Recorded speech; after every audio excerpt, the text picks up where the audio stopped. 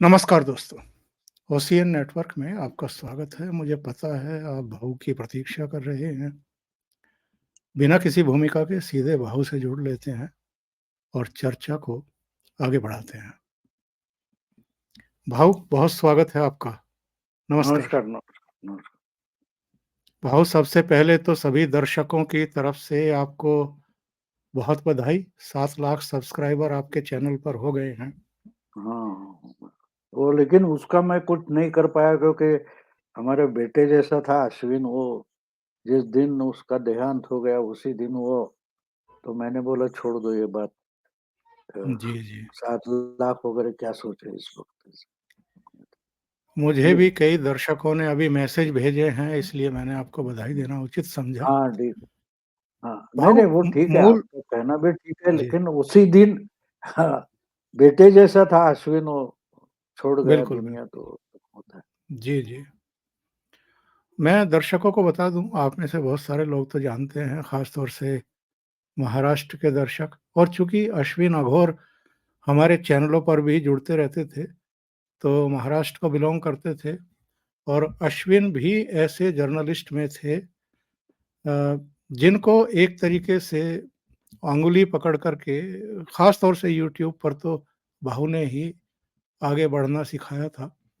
लेकिन दुर्भाग्य की बात ये है कि वो आज हमारे बीच नहीं हैं, उनको कुछ प्रॉब्लम थी और उनको नहीं बचाया जा सका। बहरहाल भाऊ आते हैं हुँ, मूल विषय पर। बहुत श्योर है 370 प्लस का और 400 पार का और एक बहस भी चल निकली है। ख़ास तौर से जो विपक्षी दलों के नेता हैं, जो प्रवक्ता हैं, यहाँ तक कि राज्यसभा में मल्लिकार्जुन खड़गे ने वैसे तो मज़ाक उड़ाने के अंदाज में कुछ बात कहने की कोशिश की थी, लेकिन वो ऐसे फँसे कि बाद में मोदी साहब ने भी एक जगह कह दिया कि अब तो नेता प्रतिपक्ष राज्यसभा में वो भी मानने लगे हैं कि 400 पार होने वाला है। जो अभी हाल में कुछ सर्वे आए हैं, ओपिनियन पोल आए हैं, वो भारतीय जनता पार्टी एनडीए को 377 तक बता रहे हैं। 377 अगर वो बता रहे हैं और हमें नहीं भूलना चाहिए 2014 में भी 2019 में भी ओपिनियन पोल हों, सर्वे हों, यहाँ तक कि एग्ज़िट पोल हों, उनमें से अधिकांश थोड़ा कम ही आँक करके चल रहे थे, कम ही बता रहे थे। अभी आपने भी एक हुँ। प्रोग्राम किया है इसी पर, तो ज़रूर दर्शक जानना चाहेंगे कि 370 का जो आंकड़ा नरेंद्र मोदी ने दिया है भारतीय जनता पार्टी के लिए और 400 पार का एनडीए के लिए, ये कितना वास्तविकता के करीब है? देखिए, मैं औरों की बात छोड़ दो, मैं मेरी पत्नी की, बीवी की बात करूँगा, स्वाति की बात करूँगा। ये जो चर्चा होती है वो सुनकर उसने मुझे पूछा था, स्वाति ने, ये 400 कहाँ से लाएँगे? 370 कहाँ से लाएँगे और क्यों लाएँगे? ये यहाँ-वहाँ से किसी पार्टी से तोड़कर जो कुछ ला रहे हैं चुनाव के पहले, क्या उसकी ज़रूरत भी है क्या? तो मैंने उसको, एक मेरी पत्नी जो है स्वाति, वो तो थ्रू आउट उसके एजुकेशनल लाइफ में मेरिट में आई है। यानी स्कूल की बोर्ड की परीक्षा हो, यूनिवर्सिटी हो, तो मैंने पूछा कि तू तो स्कूल में पहले नंबर पर आती थी। 90 जो होता है वो डिस्टिंक्शन क्रॉस करती थी, तो तू फिर भी लास्ट मोमेंट तक स्टडी क्यों करती थी? तुमको तुमको टॉपर बनना था। देखो, मामला एक बात सीधी है कि 272 का आंकड़ा आप क्रॉस कर लेते हो, तो उसके बाद तो आपकी सरकार बननी है। तो इसलिए 400 हो या 272 हो, उसमें व्यवहार में कोई फर्क नहीं पड़ता, लेकिन मेरिट में फर्क पड़ता है। तो इसलिए मोदी और शाह का ये तरीका है, वो टॉपर बनना चाहते, वो मेरिट लिस्ट में रहना नहीं चाहते। मेरिट लिस्ट में हमको टॉपर बनना है। एक बात ये हो गई। अब देखिए कि जिस ढंग से इस पर चर्चा हो रही है, तो हम आशुतोष हो या जो कोई मोदी के खिलाफ लगातार 20 साल से बकते आने वाले पत्रकार है, वो अचानक से पिछले 15-20 दिन से नहीं 350 कैसे क्रॉस करेंगे, 350 कैसे क्रॉस करेंगे, 400 तो इम्पॉसिबल है, ये बातें करने लगे। जो 1 महीने पहले क्या बात करते थे कि मोदी को, बीजेपी को 250 से पहले रोका जाए, 210-20 पर रोका जाए, ये बातें करने वाले भूल गए कि 1 महीने क्या बोल रहे थे। अब वो 325, 350 कैसे क्रॉस नहीं होंगे, इस पर बातें कर रहे हैं। तो मतलब इन्होंने मान लिया 272 या 300 तो क्रॉस हो गया है। तो ये बात समझिए, ये माइंड गेम होता है। आपके सामने जो लड़ने वाला है, वो जो लड़ने वाला है, उसकी हिम्मत अगर आप घटाओ कि भाई, अब आपको एक बात, एक फिल्म थी पड़ोसन, उसमें वो सुनील दत्त पहलवान होता है और ये नचैया नाच गाना करने वाला महमूद जो होता है, तो वो उसको मारने निकलता है और तो वो बोलता है, भोला आगे मत आना, तुम आगे नहीं आना, बिल्कुल आगे नहीं आने, धमकी की आवाज में बोल रहा है, लेकिन एक एक कदम पीछे जा रहा है। और आखिर में वो महमूद उस फिल्म में, जो तो कॉमेडी फिल्म थी, तो बोलता है तुम आगे आएगा, भोला तुम आगे आएगा, ठीक है हम पीछे जाएगा। तो पूरा चुनाव का मामला जून में पटना में जो मीटिंग हो गई, उसके बाद था बीजेपी को 250 से पहले रोकना है, 250 से पहले रोकना है, वो सब भूल गए। ये 350, 350 कैसे नहीं हो सकते, इस पर चर्चा कर रहे हैं। इसका मतलब माइंड गेम में मोदी जी पहले ही 350 क्रॉस कर चुके।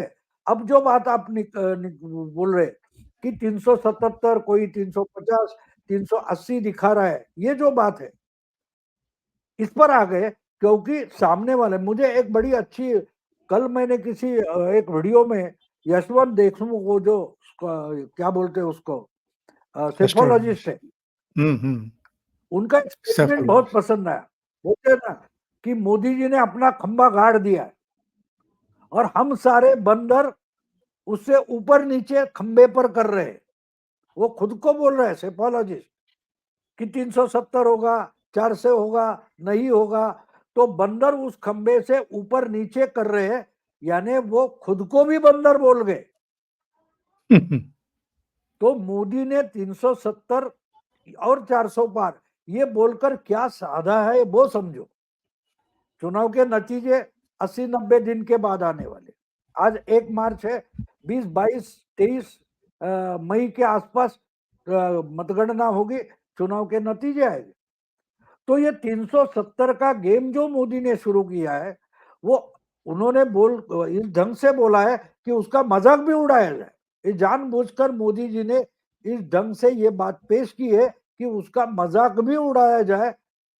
और आंकड़ा तो बोल गए, लेकिन कोई सीरियस ना ले, विश्लेषण एनालाइजर जो है, या जो एनालिसिस करते, विश्लेषण करते, सेफोलॉजी करते, वो सीरियस भी ना ले, उस आधार पर स्ट्रेटेजी भी ना बना ले, इस ढंग से ये पेशकश की है।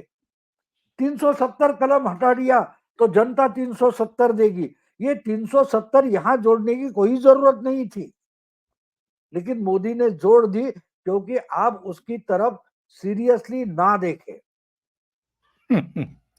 और अब 300, हाँ बोलिए। 370 ही क्यों कहा, क्योंकि 5 अगस्त 2019 को जम्मू कश्मीर से 370 हटाई गई थी और उन्होंने कई भाषणों में कहा भी है कि आप 370 देकर के मुझे आशीर्वाद दे सकते हैं। जो काम मैंने किया था, जो असंभव लग रहा था, भारत की किसी भी राजनीतिक पार्टी ने उतनी सिंसियरली, उतनी सीरियसली इसे लिया नहीं, हटाया नहीं। एक टेम्परेरी ही धारा थी, उसको हमने आकर के हटाया। तो 370 जानबूझ करके उन्होंने एक फिगर रखी। बिल्कुल जानबूझकर रखे। नहीं नहीं, 370 ये इनके दिमाग में पक्का है कि 370 ला सकता हूं। लेकिन एक बात है, आपका टारगेट अगर सामने वाले की समझ में आए, सीरियसली आ जाए, तो वो 370 रोकने की सीरियसली कोशिश करेगा। इसके बजाय अगर सामने वाला आपकी मजाक उड़ाए, तो वो 370 को रोकने की उतनी ताकत से कोशिश नहीं करेगा। वो आपका, और देखो मजाक उड़ाना शुरू हो गया। तो यही तो मोदी को एक्सपेक्टेड है, इसलिए उन्होंने 370 धारा से 370 का आंकड़ा कनेक्ट किया, वरना उसका कोई कोई लेना देना है नहीं। जी, जी। चुनाव में जो वोट मिलने वाले हैं वो 370 के कारण 370 सीटें, ऐसा बिल्कुल होने वाला नहीं। लेकिन ये सामने वाले सीरियस ना ले, उसका मजाक उड़ाए, इसीलिए 370 धारा से ये कनेक्ट किया गया। अब दूसरी बात कि 370 का आंकड़ा आया कहां से? देखो, मैं तो जब मोदी जी ने ये बोला तो मैं वो सोचता रहा कि 370 आए कहां से, क्योंकि पिछली अगस्त में मैंने जो खुद आंकड़ा निकाला मेरी तरफ से, पिछले 14 और 19 में मैंने आंकड़े निकाले थे कि मोदी जी मेजोरिटी क्रॉस करेंगे। मैंने 14 महीने पहले 2014 के चुनाव के बारे में मैंने 2013 में भविष्य किया था। 2019 के चुनाव ने 300 प्लस ये आंकड़ा मैंने 8 महीने पहले बोल दिया था। तो इस बार मैंने जब 8 महीने पहले, अगर पिछले अगस्त 2023 में कोल्हापुर में प्रोग्राम था, वहां मुझे पूछा गया तो मैंने बोला 325 से 350 तक मोदी जी ला सकते। तो मैं सोच में पड़ गया कि मोदी जी ने 370 कहां से लाए, क्योंकि मेरा जो आंकड़ा है उससे भी मानो 45 से ज्यादा, 45 ये 20 से 20 ज्यादा मोदी क्यों दिखा रहे, ये मैं पिछले हफ्ते में सोच में पड़ गया था कि ये 370 कहां से आ सकते। तो जितने मैंने सोचना शुरू किया और उसके आधार ढूंढने की कोशिश की, तो 303 तो इन्होंने जीत लिए पिछले चुनाव में। लेकिन पिछले चुनाव में 72 चुनाव क्षेत्र ऐसे हैं जहां बीजेपी के कैंडिडेट 2 नंबर से हार गए। यानी बीजेपी ने 2019 में जहां पूरी ताकत लगाकर लड़ाई की और जीतने की पूरी कोशिश की, ऐसी सीटें 303, और हम माने कि भाई क्या बोलते हैं उसको, 75, अगर हम 72 उसमें मिला दे तो 375 का आंकड़ा होता है। अब देखिए, बीजेपी कांग्रेस या और पार्टियों जैसी है नहीं। कांग्रेस, बीजेपी का चुनाव लड़ने का तरीका अलग है। ये जीतते हैं तो भी स्टडी करते हैं कि हम ये चुनाव क्षेत्र क्यों जीत गए, हारते हैं तो भी सोचते हैं, ढूंढते हैं, अभ्यास करते हैं कि हम ये चुनाव क्षेत्र क्यों जीत गए, कितनी सीटें क्यों हार गए, कितनी सीटें क्यों जीत गए, ये भी सोचते हैं। यानी हार के बारे में भी अभ्यास करेंगे, जीत के बारे में भी अभ्यास करेंगे। तो 72 सीटें अगर हम थोड़ी ताकत और लगा देते तो उस 72 में से कुछ सीटें होगी 5, 6, 7, 12 हजार वोटों से हारे, कुछ सीटें होगी जो 25, 30, 40, 50 हजार से हारे, कुछ सीटें 1 लाख से भी हारे होंगे।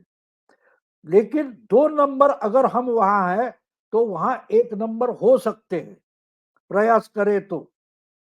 मेरिट मेरिट लिस्ट में होते लड़के, वो जो 50 लोगों की मेरिट लिस्ट होती है, वो एक आधा पाव जो परसेंटेज होता है उससे भी वो फर्क होता है कि 1 नंबर पर होता है और 7वें नंबर पर होता है, दूसरे नंबर पर होता है, उसमें बहुत कम प्रतिशत का फर्क होता है, पॉइंट पॉइंट प्रतिशत का फर्क होता है। तो ये इस ढंग से बीजेपी के नेता सोचते हैं, नेतृत्व सोचता है। तो जब हम 170 की बात कर रहे हैं तो ध्यान में रखिए कि पिछले चुनाव में 1 या 2 नंबर पर 375 सीट थी, और इसके लिए उन्होंने 3 साल 2 साल पहले से काम शुरू किया है उस 72 सीटों पर।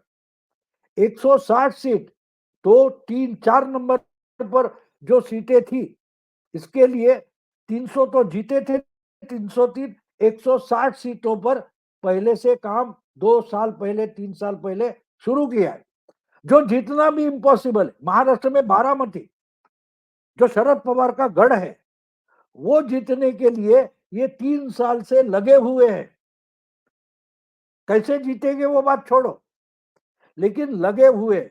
तो अगर दूसरे नंबर की 72 सीटों पर पूरी ताकत लगाइए और थोड़ी फर्क से जीते हुए जो कुछ 25-30 सीटें हैं उस पर 3 साल से लगे हैं, तो 375 सीटें जीतने की दृष्टिक्षेप में आ जाती है। तो पता चल गया आपको 370 कहां से आंकड़ा निकला है। तो ये आंकड़ा पॉसिबल हो जाता है 375, उसमें 5-10 यहां वहां हो गए, लेकिन 377 हो जाता है।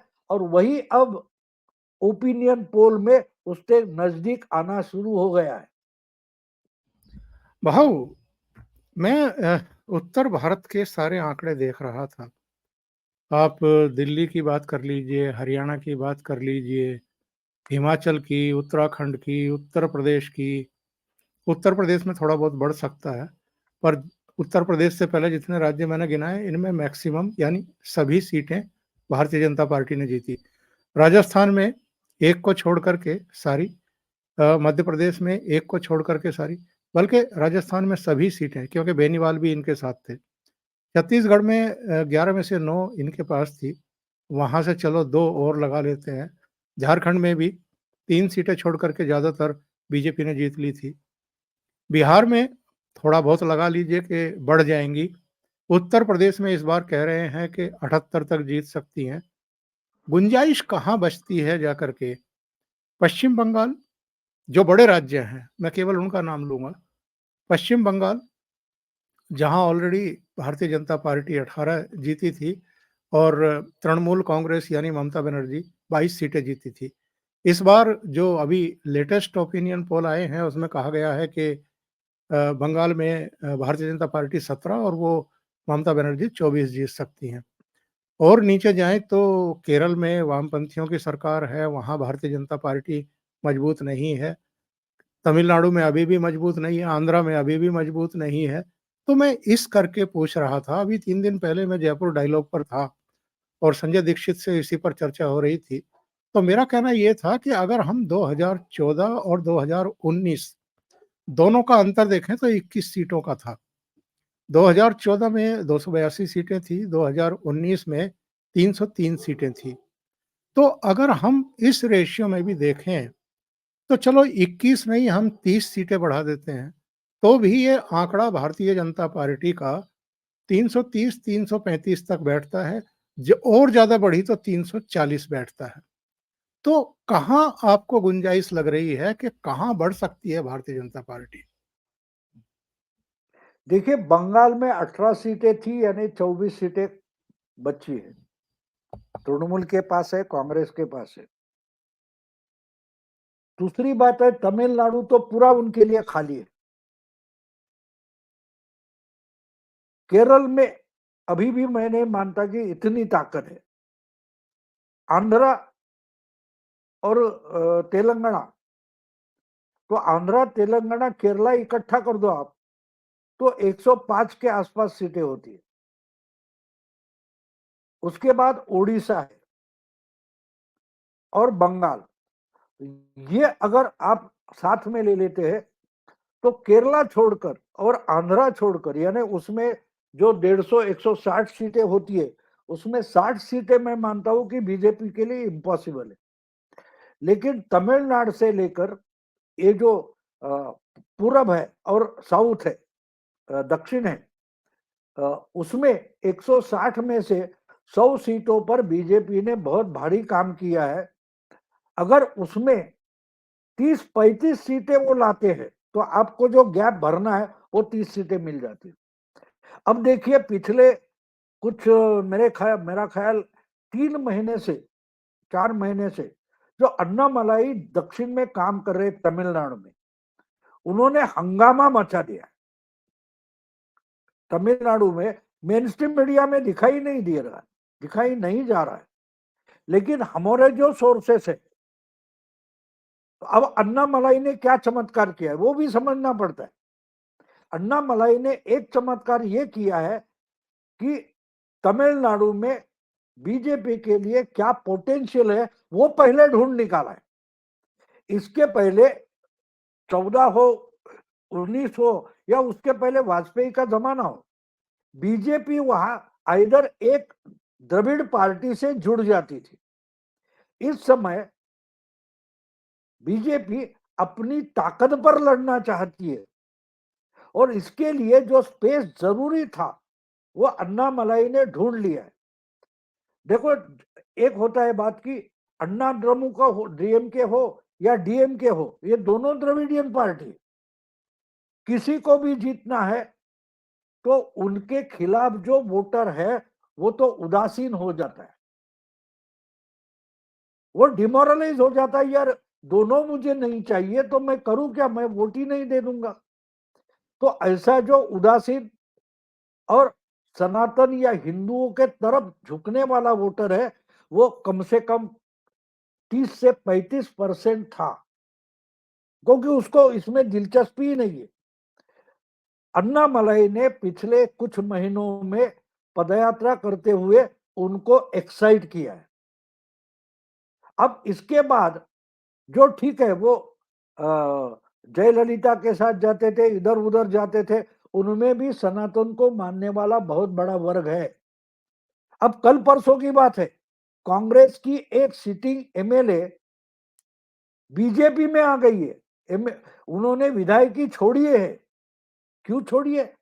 क्योंकि वो जमीन पर काम करने, देखो चुनाव जीतने वाला हारने वाला उस कॉन्स्टिट्यूएंसी में होता है, उसको जमीन पर क्या चल रहा है पता होता है, वो सबसे पहले निकल कर आता है। एक उदाहरण दे दूं आपको, 2014 के पहले जगदम्बिका पाल जो कल्याण सिंह को हटाकर कुछ घंटों के लिए मुख्यमंत्री बने थे, वो सबसे पहले कांग्रेस छोड़कर बीजेपी में आ गए, क्योंकि उनको मालूम था उनके चुनाव क्षेत्र में बीजेपी ही चुनकर आएगी, अगर कांग्रेस में रहे तो हारने वाले। तो ये जो मेरे लगा विजया ऐसा कुछ नाम है जो अभी की विधानसभा में तमिलनाडु की एमएलए है कांग्रेस की, उन्होंने एमएलएशिप छोड़ी और बीजेपी ज्वाइन की। इसका मतलब तमिलनाडु में वो जो भारी उलटफेर होने जा रहा है वो उनको पता है। दूसरी बात, अन्ना डीएमके के 14 पुराने पिछले चुनाव तक जो एमएलए थे वो बीजेपी में आ गए। तो ये जमीनी स्तर पर क्या बदलाव हो रहा है कि जो पहले यानी अभी के या पूर्व एमएलए अन्नामलाई के ज्वाइन कर रहे हैं जो 2 साल पहले राजनीति में आया है। तो वो अचानक जो पहले एमएलए हो रह चुके हैं या अभी एमएलए है, वो अपनी पार्टियां छोड़कर जो कभी चुनाव लड़ा नहीं, ऐसे अन्नामलाई के पीछे आ रहा है जो खुद मोदी के साथ है। तो तमिलनाडु में बहुत बड़ा उलटफेर होने जा रहा है। अगर 15-20 सीटें वहां से आती है और बंगाल में संदेश खाली के बाद जो कुछ उलटफेर होने वाला है वो 30-35 सीटें आपको जो गैप भरने के लिए चाहिए वो मिल जाती है। आप जो 335 पर आकर रुके हैं उसमें ये 35 जोड़ दिए तो 370 हो गए। पॉलिटिक्स पॉसिबिलिटी का खेल होता है। आप बड़ी बात कह रहे हैं भाऊ। मैं ये जानना चाहता हूँ कि 10 साल प्रधानमंत्री रहने के बावजूद नरेंद्र मोदी की लोकप्रियता में रत्ती भर भी कमी क्यों नहीं आ रही है, बल्कि बढ़ रही है। और एक वो बड़ी पुरानी एक कथा है, कहानी है कि शेर से तंग आकर के लोगों ने जंगल के दूसरे जितने भी पशु थे, जानवर थे, उन्होंने बंदर को अपना राजा चुन लिया और शेर ने कुछ कहा नहीं, शांति से बैठा रहा और एक लोमड़ी के बच्चे को पकड़ करके वो दबोच करके बैठ गए। छोड़ भी नहीं रहे थे, खा भी नहीं रहे थे। तो सारे भागे-भागे बंदर के पास गए कि राजा साहब वो तो जुल्म हो गया और लोमड़ी के बच्चे को दबा करके बैठे हुए हैं, छुड़वाइए। तो वो वहाँ गए उनके साथ और जाकर के आस-पास के जितने पेड़ थे, उन पर उछल-कूद करनी शुरू कर दी, सुबह से शाम हो गई। तो बड़े आक्रोशित हुए तमाम जानवर, उन्होंने कहा कि आप कर क्या रहे हैं? उसने कहा कि भई मेरी भाग-दौड़ में तो कोई कसर है नहीं, मैं तो जितनी भाग-दौड़ कर सकता हूँ, कर ही रहा हूँ। उसमें कोई कमी हो न्याय तो यात्रा बताओ। चला रहा हो। तो तो ये जो विपक्षी दल हैं, ये भागदौड़ तो बहुत करते हुए दिखाई दे रहे हैं। बयानबाज़ी तो उसमें तो कोई कसर नहीं है। चैनलों पर भी, प्रेस कॉन्फ्रेंस में भी, यात्राओं पर यात्राएँ भी, ये लोगों का भरोसा क्यों नहीं जीत पा रहे हैं और मोदी की लोकप्रियता में रत्ती भर भी कमी क्यों नहीं आ रही है, बल्कि वो लोकप्रिय से लोकप्रिय क्यों होते जा रहे हैं? नहीं, इसका कारण ये लोग मोदी समझना ही नहीं चाहते। मोदी समझ आपको जिसको हराना है उसको समझना ज़रूरी होता है ना। अब देखिए मोदी जी 2 तरीके से काम करते हैं। एक तो आइडियोलॉजी पर काम करते हैं और एक चुनाव के लेवल पर काम करते हैं। चुनाव जीतना है तो वोटर को खुश करना पड़ेगा। अब वोटर के लिए उन्होंने शौचालय बनवा दिए, घर बनवा रहे हैं, लाइट 24 घंटा जहाँ लाइट नहीं पहुँचती थी बिजली वहाँ बिजली पहुँचा दिए, सड़कें बन रही है, यानी इंफ्रास्ट्रक्चर और ज़रूरत जो थी, ऐसे काम उन्होंने कर दिए। दूसरी जगह वो आइडियोलॉजी पर काम कर रहे। मंदिर बनवा दिया, 370 हटा दिया, कॉमन सिविल कोड के लिए चल रहे। तो वो सिर्फ आइडियोलॉजी पर निर्भर नहीं है। अब देखिए जब इतना काम हो रहा है तो ये बोलेगा अरे महंगाई इतनी बढ़ रही है, तो महंगाई कम करने के लिए आप क्या करेंगे पता नहीं, लेकिन मोदी कुछ तो करेंगे इसकी गारंटी है।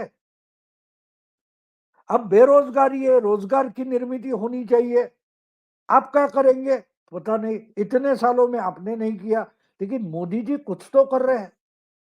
अब शौचालय आ गया, गैस कनेक्शन आ गया, बिजली आ गई, अलग अलग रास्ते सड़कें बन रही है, इंफ्रास्ट्रक्चर बन रहा है, तो रोजगार भी खड़ा हो जाएगा। महंगाई कोशिश करें तो मोदी जी कम कर सकते हैं। यानी अगर कुछ करने वाला है तो मोदी है, ये लोगों के सामने दिखाई दे रहा है। और आप आइडिया बता रहे हैं, आप आइडिया बता रहे हैं। अब मोदी जी जब गरीब, महिला, युवा, किसान ये 4 जाति बनाते तो आप उनको जातियों में बंटवाना चाहते। अब किसी भी जाति का हो उसको तो महंगाई सेम है, कि किसी भी जाति का हो उसके लिए बेरोजगारी उतना ही प्रॉब्लम है। तो मोदी जी जो 4 जातियां बोल रहे हैं ये अनुभव की बात है। और राहुल गांधी या और कोई जिस जाति का आदिवासी, दलित, ओबीसी, पिछड़ा, दलित बात करते हैं तो उनमें भी गरीब, किसान, महिला है ही है। तो फर्क वहां पड़ता है कि ये 4 जातियों के लिए मोदी काम कर रहे हैं, उसमें सब बाकी की जातियां समाविष्ट होती है। और आइडियोलॉजी पर आप बात करें तो महंगाई, बेरोजगारी इन्हीं 4 जातियों के लिए, उस पर भी मोदी काम कर रहे हैं। आप तो सिर्फ उछल कूद कर रहे हैं। तो ये क्यों हो रहा है, कैसे हो रहा है? इसी पर तो मेरी किताब अभी, इसका हिंदी संस्करण भी आ जाएगा। मैंने 2024 की जो भविष्यवाणी की है, तो मैंने 325 350 मोदी जी के लिए रखे। तो उसमें ये सब उसकी विवेचना और विश्लेषण मैंने किया है कि मोदी जी क्यों जीतेंगे। और मोदी इस वक्त तो ये बात अलग मैं मानता हूं कि मोदी जी चुनाव लड़ ही नहीं रहे और विपक्ष भी चुनाव नहीं लड़ रहा है।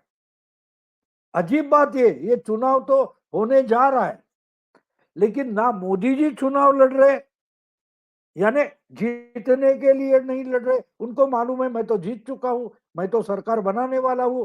वो तीसरी टर्म में क्या करूंगा ये एजेंडा पेश कर रहे।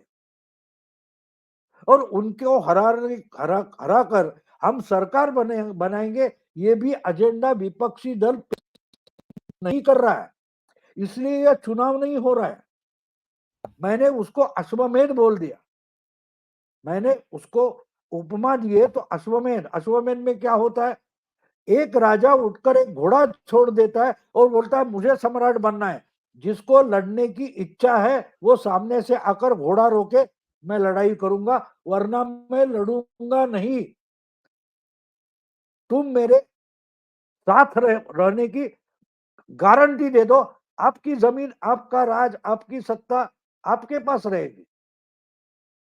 अगर मुझे सम्राट नहीं मानते हो तो ही लड़ाई होगी। इसको अश्वमेध बोलते हैं। ये चुनाव अश्वमेध की लड़ाई है। जिसको मस्ती है आके सामने लड़े, फिर वो शरद पवार हो, वो लालू प्रसाद हो, वो उद्धव ठाकरे हो, वो नीतीश कुमार हो या ममता बनर्जी हो, जिनको लड़ना है आए लड़े। नीतीश कुमार ने मान लिया कि भैया हमको नहीं लड़ना है, हमारा जितना है वो बचा रहे। ठीक है, समझ गए मैं अश्वमेध क्यों बोल रहा हूं? तो मेरे किताब का ही नाम है अश्वमेध 2024। उसका हिंदी संस्करण भी हो रहा है, मराठी अभी अभी पब्लिश हो गया है। एक 15-20 दिन में हिंदी संस्करण में, यानी चुनाव की घोषणा होगी उस तक उसका हिंदी संस्करण भी आ जाएगा। भाऊ बहुत बहुत शुभकामनाएं, बधाई पुस्तक के लिए, और निश्चित रूप से दर्शक पुस्तक का इंतजार करेंगे और उसको पढ़ेंगे भी। भाऊ आपने अभी शरद पवार का नाम लिया ये शरद पवार को क्या हो गया है? ये बारामती का प्रोग्राम था मुख्यमंत्री का, फडणवीस साहब का और अजित पवार का, और उनको भोजन पर आमंत्रित कर रहे हैं। इस कदर मतलब घबराहट है, इस कदर असुरक्षा का भाव है कि अगर ये भोजन पर भी आ जाएं तो शायद मेरी बेटी की नैया पार हो जाए। नहीं नहीं, वो तो देखो, शरद पवार पिछले कुछ महीनों से सच्ची डरे हुए। वो अलग सब्जेक्ट है, कभी आगे थोड़ा टाइम निकालेंगे तो बोल दूंगा। ये मराठा आरक्षण का जो आंदोलन हुआ, वो पवार की इशारे पर ही चलाया गया और उसमें अब वो फंसने जा रहे। डरे तो उस कारण से डरे हैं। और बारामती देखो, ये पहले से नहीं समझ पा रहे। इन्होंने 1.5 साल, पौने 2 साल पहले जब महाराष्ट्र में सत्तांतर हुआ, वो बीजेपी को सत्ता में बैठने के लिए नहीं हुआ है। ये जो जो रणनीति है वो समझ नहीं पाए। अगर सत्ता में बैठना था तो देवेंद्र फडणवीस मुख्यमंत्री बन जाते। उनको बीजेपी यानी मोदी शाह को महाराष्ट्र की सत्ता में पार्टी को बिठाने की जरूरत नहीं है, वो उनका टारगेट भी नहीं है। मोदी और शाह का टारगेट सीधा है। जिस ढंग से गुजरात में शंकर सिंह वाघेला, तेजू भाई, केशु भाई पटेल, ऐसे पुराने जमाने के और पुरानी राजनीति करने वाले थे, उनको हटाने के सिवा गुजरात विकास की राह पर चल नहीं पड़ेगा। वही हालत महाराष्ट्र में उद्धव ठाकरे और शरद पवार ने की है। तो इनको राजनीति से हटाना पड़ेगा, तब जाके महाराष्ट्र अपना जो क्षमता है उस क्षमता के आधार पर विकास की राह पर चल पड़ेगा। क्योंकि देश में सबसे ज्यादा पोटेंशियल महाराष्ट्र में है। तो महाराष्ट्र को विकास की नीति पर चलाना है तो पवार और उद्धव को हटाना पड़ेगा, और यही गेम खेला गया। इसका पता अभी अभी उनको चल रहा है जब बारामती के गढ़ में सेंध लगी है। ने पूछा है कि महाराष्ट्र का भी तो हाल पूछिए भाव से कि महाराष्ट्र में क्या होने जा रहा है। अभी हाल में जो जी न्यूज़ और मैट्रीज का ओपिनियन पोल आया है उसमें तो बताया गया है कि महाराष्ट्र में तो क्लीन स्वीप कर रहे हैं, ये 45 सीटें 48 में से एनडीए को मिलने जा रही हैं। बिल्कुल मिलेगी, क्योंकि चुनाव तो मोदी के नाम पर हुआ है। उद्धव ठाकरे के 18 एमपी बने, तो 2009 में क्यों नहीं बने थे? अब देखिए 2014 में इनके 18 एमपी थे, उसमें से 4 एमपी जो 3 बार 4 बार 5 बार जीते थे, वो मोदी साथ होते हुए भी हार गए। ये उद्धव की हार थी। लेकिन 4 नए एमपी जीत गए, इसलिए 18 का आंकड़ा ओके रहा। ये मोदी की गारंटी थी। उद्धव की मोदी की गारंटी पर 18 सीटें आई थी, तो वो तो हारेंगे। आज वो उद्धव की शिवसेना मोदी के साथ नहीं है तो हारेंगे।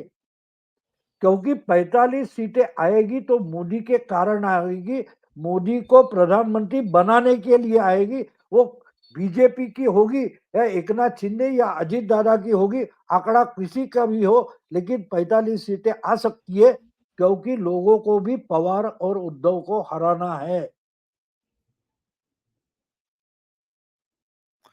आप बहुत बड़ी बात कह रहे हैं भाऊ, और चूँकि मुंबई में हैं, तो इसलिए वहाँ किस तरह की बयार बह रही है, आपसे बेहतर और कोई नहीं जानता है।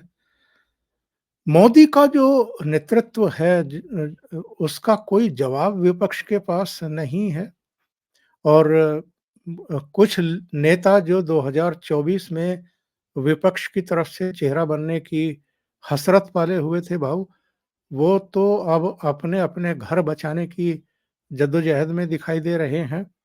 और जिस तरफ आपने इशारा भी किया था, ये जो पश्चिम बंगाल में हुआ है, संदेशखाली में, उसने तो बिल्कुल ममता बनर्जी का एक अलग ही चेहरा सामने ला कर के रख दिया है, क्योंकि ये लुटियन मीडिया में बैठे हुए लोग एक दलील दे रहे थे कि जी, देश की अकेली महिला मुख्यमंत्री हैं, तो महिला हैं, तो महिलाओं के प्रति वो संवेदनशीलता कहाँ चली गई?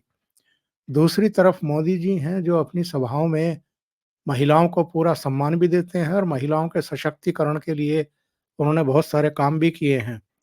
तो विपक्ष जो है वो अपने ही घरों में घिरा हुआ है, विपक्षी नेता भी, और दिशाहीन भी है, मुद्दाहीन भी है, और मोदी 2047 के विकसित भारत की बात कर रहे हैं।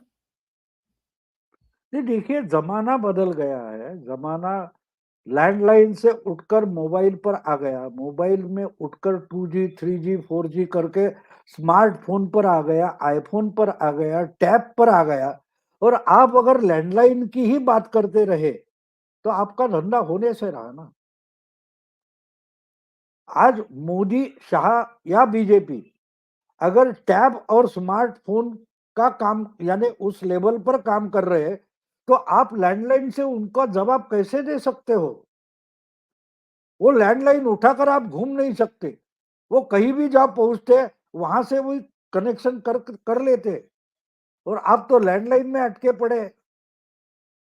तो ये जो फ़र्क है पिछले 20 साल का, वो आप लैंडलाइन से स्मार्टफ़ोन और आईफ़ोन तक आइए, तो समझिएगा इनके पास लैंडलाइन ये अटके हैं, इनके पास स्मार्टफ़ोन तक नहीं है, 5G नहीं है, ना आईफ़ोन है, काम खत्म हो गया। आपको आना पड़ेगा, आपको ये लड़ाई आईफ़ोन की है, ये लड़ाई स्मार्टफ़ोन से लड़नी चाहिए, और आप लैंडलाइन से हटना नहीं चाहते, तो परिणाम आपके सामने होगा। आज गाँव का खेडूत भी, ग्रामीण चरवाहा जो है, उसके पास भी स्मार्टफ़ोन है, वो उससे वीडियो बनाकर डाल देता है, हम देखते हैं ना। और ये यूनिवर्सिटी में बैठे लोग आज भी लैंडलाइन में फँसे हैं। जब तक उस तार से अपने पाँव और हाथ छोड़ते नहीं, तब तक ये मोदी से लड़ नहीं सकते, ना बीजेपी शाह से लड़ सकते। अभी सोशल मीडिया के कई मंच हैं, कई छोटे-छोटे यूट्यूब चैनल वाले हैं।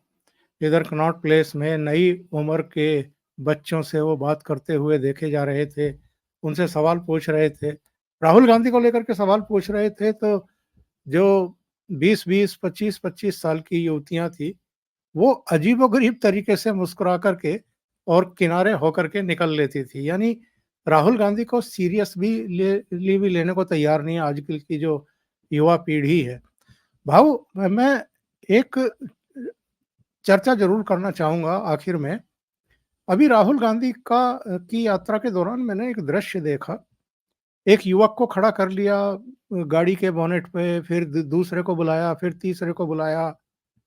फिर एक नुक्कड़ नाटक टाइप उन्होंने शुरू कर दिया कि देखो ये एक आम आदमी है, ये दूसरा जो खड़ा हुआ है ये अडानी है, अब ये इसकी जेब काटेगा। फिर तीसरे को एक डंडा दे दिया, ये अमित शाह है, जो ईडी, सीबीआई और इनकम टैक्स डिपार्टमेंट को डराने के लिए इस्तेमाल करता है। इस तरह के नुक्कड़ नाटक करके आप कहाँ पहुँचना चाहते हैं?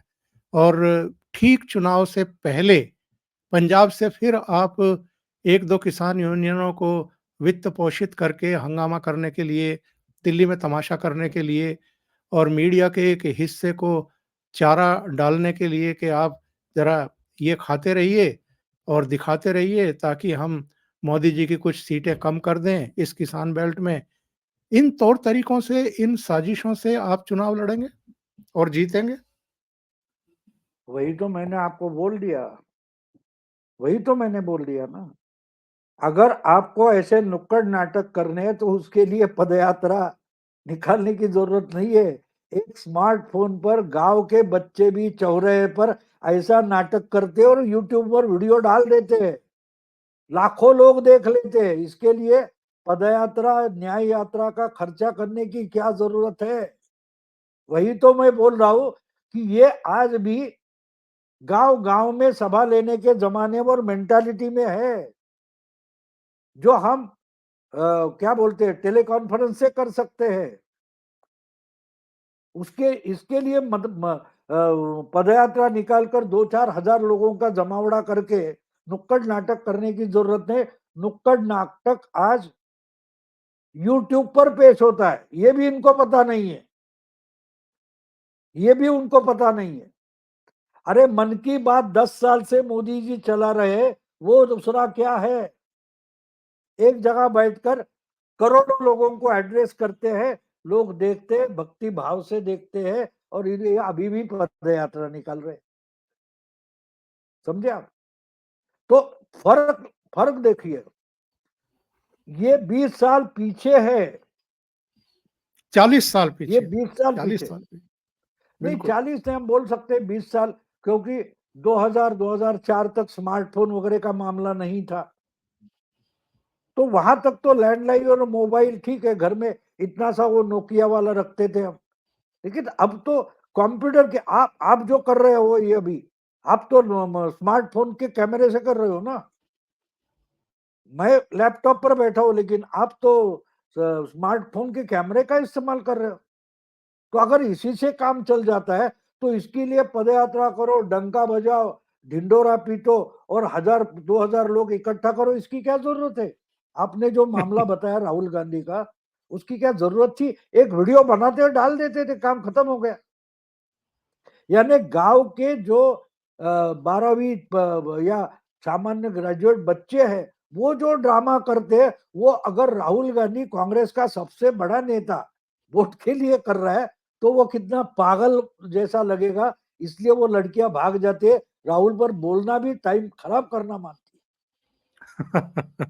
40 साल पहले मैंने इसलिए कहा कि मंडल वाली जो राजनीति थी, जो विश्वनाथ प्रताप सिंह ने पूरी तरीके से विकृत कर दी थी और खत्म कर दी थी, वो 40 साल पहले 1989-90 में ही हुई थी। और वो उसी दौर में मुझे लगता है कि अब कांग्रेस और राहुल गांधी जी रहे हैं, जो जातियों की बात करते हैं, ओबीसी की बात करते हैं, दलितों की बात करते हैं। भूल जाते हैं जब ये सवाल खड़े करते हैं नरेंद्र मोदी जैसी लीडरशिप पर के अयोध्या में ओबीसी, दलित और गरीब कहाँ थे। उस दृश्य को भूल जाते हैं जब मंदिर निर्माण में लगे हुए इंजीनियर, उनके मजदूर और तमाम लोगों पर वो पुष्प वर्षा कर रहे थे खड़े होकर के। भाऊ, बहुत बहुत धन्यवाद, आपने इतना समय निकाला ओशियन नेटवर्क के लिए और बहुत ही सारगर्भित वक्तव्य दिया। Thank you so much. नमस्कार। नमस्कार।